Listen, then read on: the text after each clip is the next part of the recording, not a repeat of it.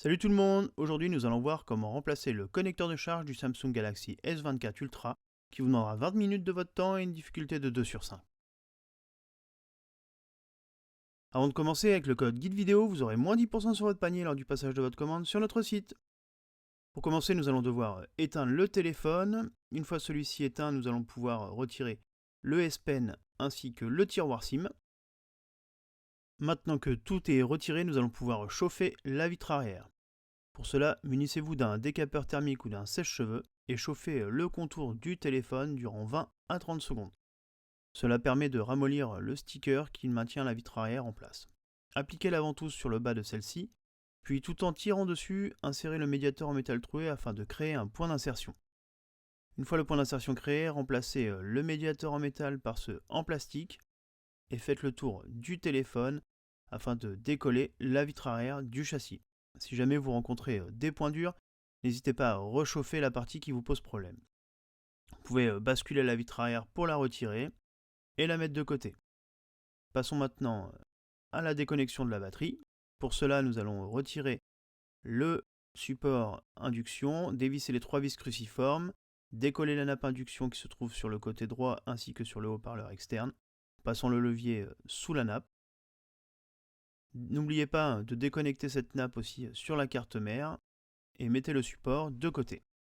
Déconnectez la nappe de la batterie à l'aide du levier en nylon. Passons maintenant aux nappes d'interconnexion, mais avant, dévissez les 6 vis cruciformes qui maintiennent en place le haut-parleur externe. Soulevez celui-ci à l'aide de la pince Bruxelles pour le sortir du bloc écran.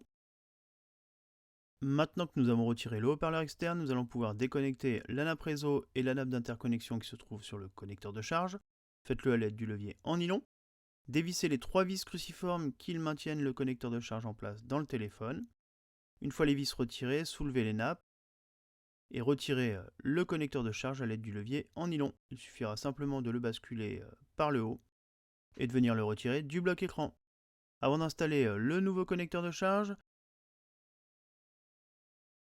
n'hésite pas à liker la vidéo, à t'abonner et à activer les notifications pour ne manquer aucune de nos vidéos. Nous allons maintenant installer le nouveau connecteur de charge. Pour cela, soulevez les 2 nappes, puis insérez-le sur le bas du téléphone en glissant la partie USB Type C dans son logement. Une fois en place, nous allons revisser les 3 vis cruciformes qui le maintiennent en place dans le bloc écran.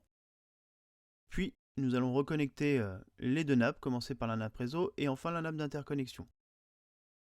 Nous allons à présent installer le haut-parleur externe. Pour cela, remettez-le en place sur le bas du bloc écran et revissez les 6 vis cruciformes qui le maintiennent en place dans le téléphone.